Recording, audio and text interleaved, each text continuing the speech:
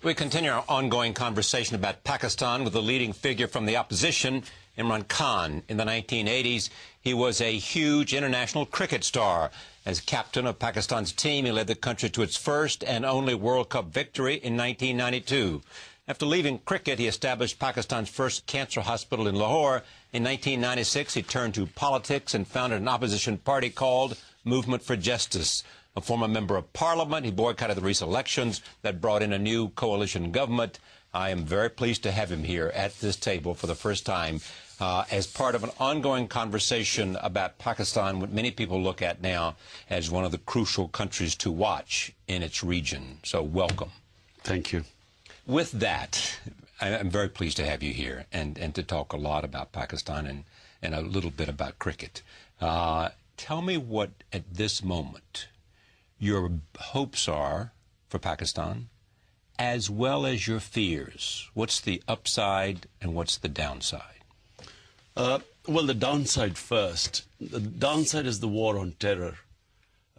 Pakistan is sort of in a precarious position. It's like during the Vietnam War, Cambodia became a casualty. The fear is that Pakistan could become the biggest casualty of this war on terror. And so, the way this war on terror is being fought, no one wants terrorism, but the war is actually producing more terrorists, and it's likely to, be nursery for future terrorists, the way things are going. Secondly is the economic position of Pakistan, which is extremely precarious. And we have a government where the Prime Minister has the responsibility, but the authority lies with Benazir's husband, Asif Zardari. So we do not have the governance to cope with this crisis, either economic or in the tribal areas. The upside is this movement by the lawyers, by the civil society, by certain political parties, behind a Chief Justice who, for the first time in Pakistan's history, has given us hope for an independent justice system. So independent justice system means independent election commission, which means a genuine democracy, which we have never had.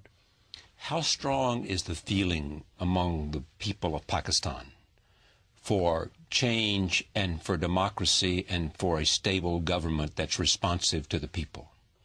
More now than ever before. And the reason, Charlie, is we've had independent television channels operating in Pakistan in the last 5 years. And these channels have changed the country. The level of political awareness, the understanding of issues, understanding of democracy is more now in Pakistan than ever in its history. Hence, you saw people coming out to receive the Chief Justice. The common people standing behind a Chief Justice was unthinkable 5 years ago. So when he was fired by Musharraf? Musharraf fired the Chief Justice last year on 9th of March. And he did not anticipate that the country was changed by these TV channels.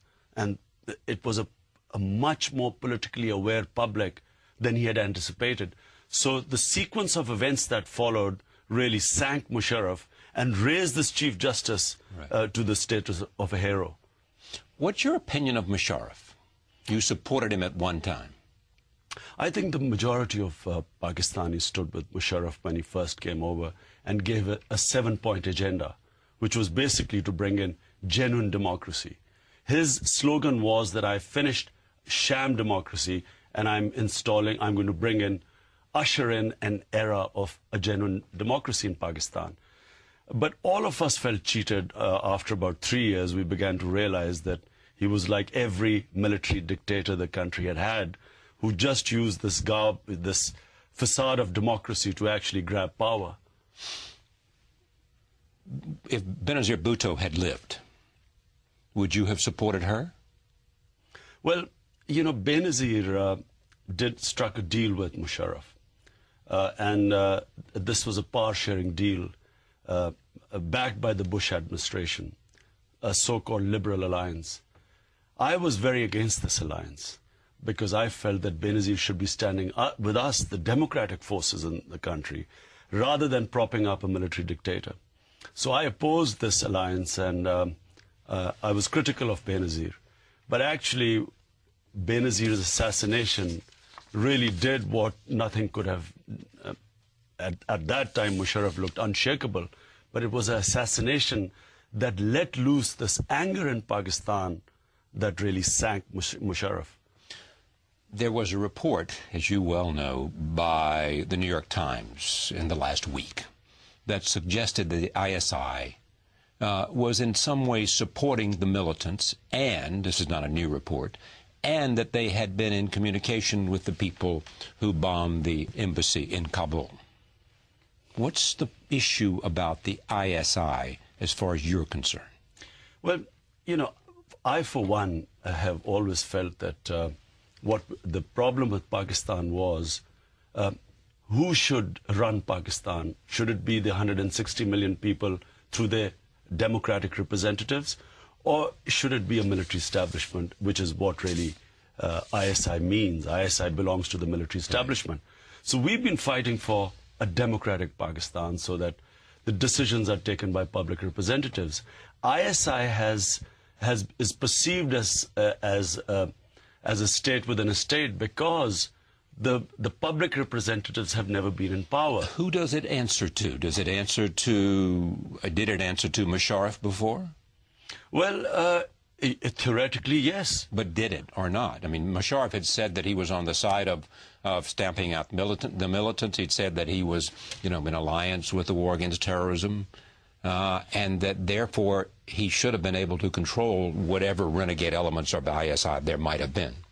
You see, Charlie, I'm a fierce opponent of Musharraf, but I'm as confused as anyone else, because why would Musharraf, on the one hand, be supporting militants who were not just had tried to kill Musharraf, but who had actually targeted Pakistan Army and targeted the ISI? Yes. I mean, the ISI, a load of ISI personnel were blown up by the militants. So it's so confusing when you hear reports about ISI helping the militants, who then are killing the ISI and the army and targeting Musharraf. In my opinion, what has happened in Pakistan is that there were certain militant groups that were controlled by ISI. And what happened was that the moment this war on terror started, certain elements within these groups that were controlled by ISI went out of control and actually started fighting against the Pakistan Army. I think that is really the confusion right now. Just so that I understand you, they went off, as sometimes militias will do, they went off and had their own agenda, which was not necessarily controllable by ISI or the army. Well, the militants, remember, I mean, all these militant organizations were formed during the Afghan jihad, when jihadis were heroes. They were not terrorists then. The Soviets considered them terrorists. They were trained by the Pakistan ISI and CIA, and these people were sort of ideologically motivated to fight foreign invasion. So possibly what has happened is that this ideological element has moved on to the other side to fight another invasion and has gone out of their control. There was one other element of news that came this week, which was the demand by the Taliban and those supporting the Taliban that if the army did not call off its search for them in the mountainous areas, that they were going to engage in militant acts and terrorist acts against the government. Will that have any impact? Well, it already had impact, because last year there were 65 suicide bombings within Pakistan. I mean, unprecedented, which targeted government officials, the police, and the army. And it actually almost destabilized the country. And hence, both the coalition, the partners in the current government, both of them announced during the elections that they would hold dialogue and solve the issue of terrorism through dialogue. And so when they came into power, suddenly everything stopped. And whatever this, I mean, there's not one group. There are various groups loosely under now what is called the movement of Taliban. And these groups said, okay, we'll wait for this new government and see what its response is. And I think in one part, which is Swat, where when the army moved in, that's when they threatened that they would attack the government. If the central government wanted to do something, engaged in the search for al-Qaeda, who may be hiding in Pakistan,